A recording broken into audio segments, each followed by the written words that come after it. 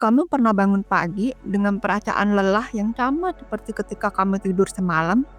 Mata masih berat, pikiran berkabut, tapi yang ada di depan adalah daftar proyek yang menumpuk. Ini bukan lagi tentang passion, ini tentang bertahan hidup.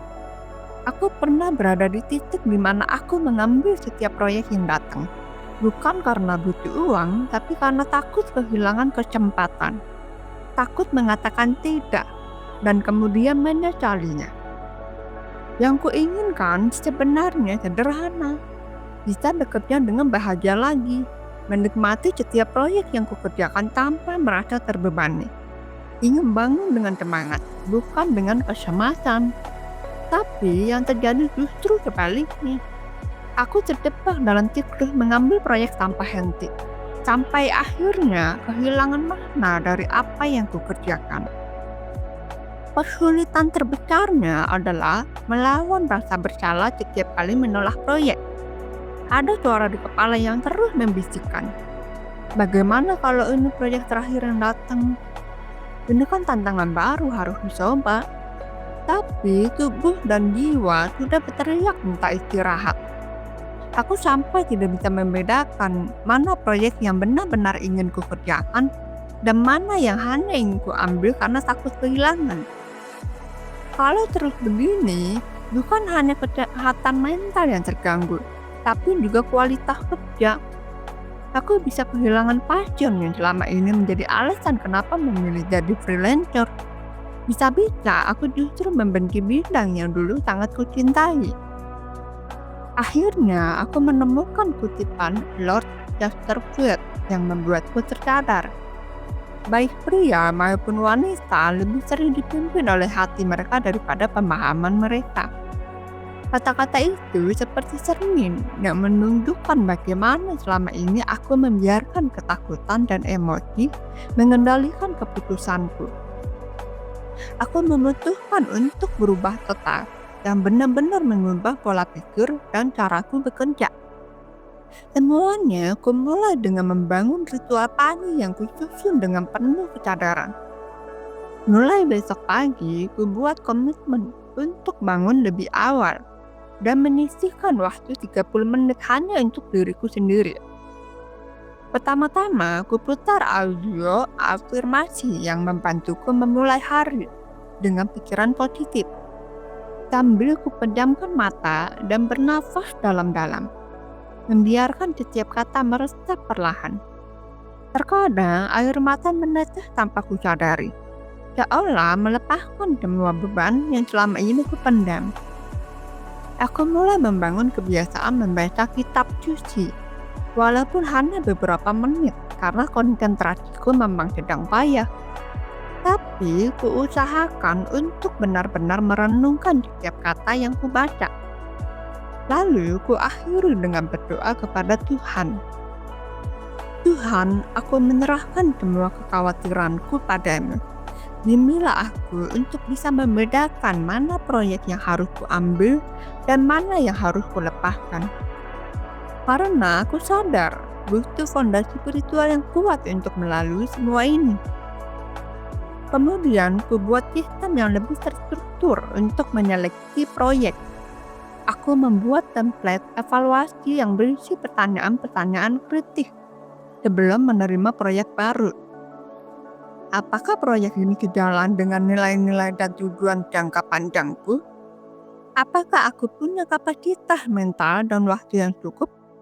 Apakah proyek ini akan memberiku energi atau justru menguras tenagaku? Pertanyaan-pertanyaan ini menjadi penyeimbang antara dorongan hati yang selalu ingin mengatakan iya dan pertimbangan logika yang lebih sehat.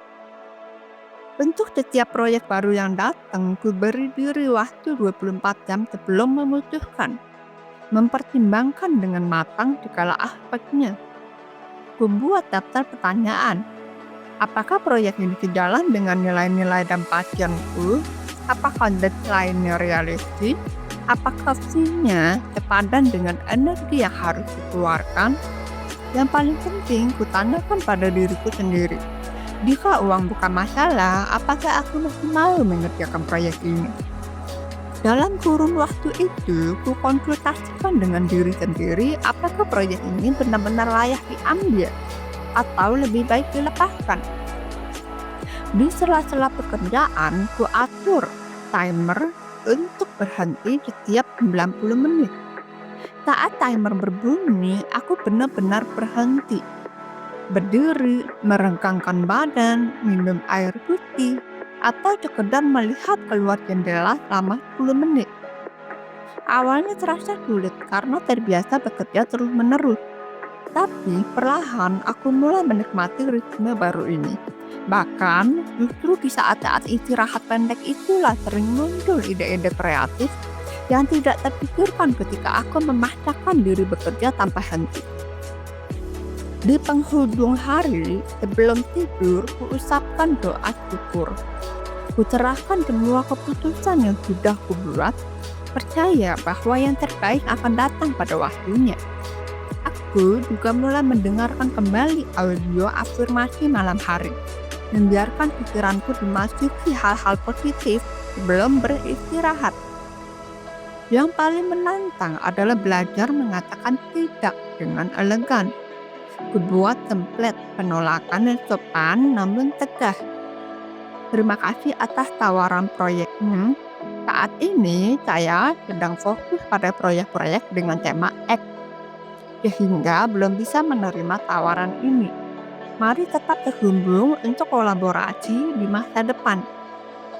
Awalnya sulit, tapi semakin sering dilakukan semakin ringan rasanya. Setiap akhir pekan, kuluangkan waktu untuk evaluasi mingguan. Ku review proyek-proyek yang sedang berjalan. Bagaimana perasaanku terhadap masing-masing proyek? Apakah ada penyesuaian yang perlu dilakukan? Apakah aku sudah lebih selektif? Apakah kualitas kerjaku meningkat? Apakah aku merasa lebih bahagia? Ku catat pelajaran yang ku dapat minggu ini, termasuk keberhasilanku dalam menolak proyek yang tidak sesuai. Catatan-catatan kecil ini menjadi panduan yang menuntunku ke arah yang lebih baik. Proses ini tidak instan, butuh konsistensi dan kesabaran. Ada kalanya ku tergoda untuk kembali ke pola lama.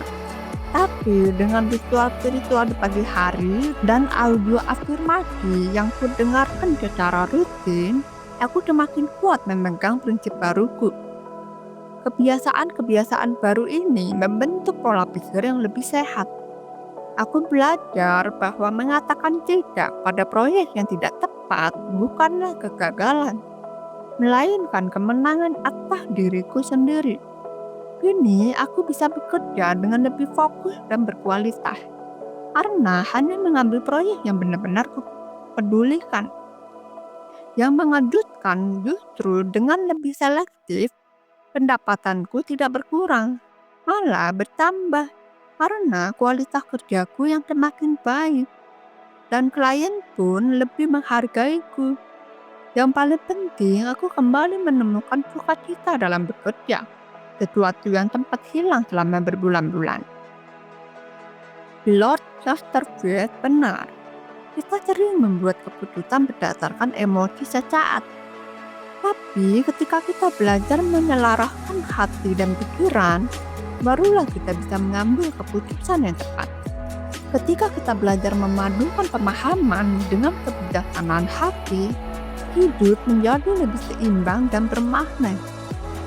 Nah, sekarang aku ingin bertanya padamu, pernah nggak kamu merasa terjebak dalam hidup mengambil terlalu banyak tanggung jawab hanya karena takut mengatakan tidak? Ceritakan pengalamanmu, bagaimana kamu mengatasi burnout dalam pekerjaan di kolom komentar di bawah ya. Siapa tahu bisa membantu yang lain. Jangan lupa untuk like video ini jika kamu merasa terbantu. Subscribe untuk konten-konten inspiratif lainnya dan share ke teman-teman yang mungkin sedang berjuang dengan hal serupa. Sampai jumpa di video berikutnya.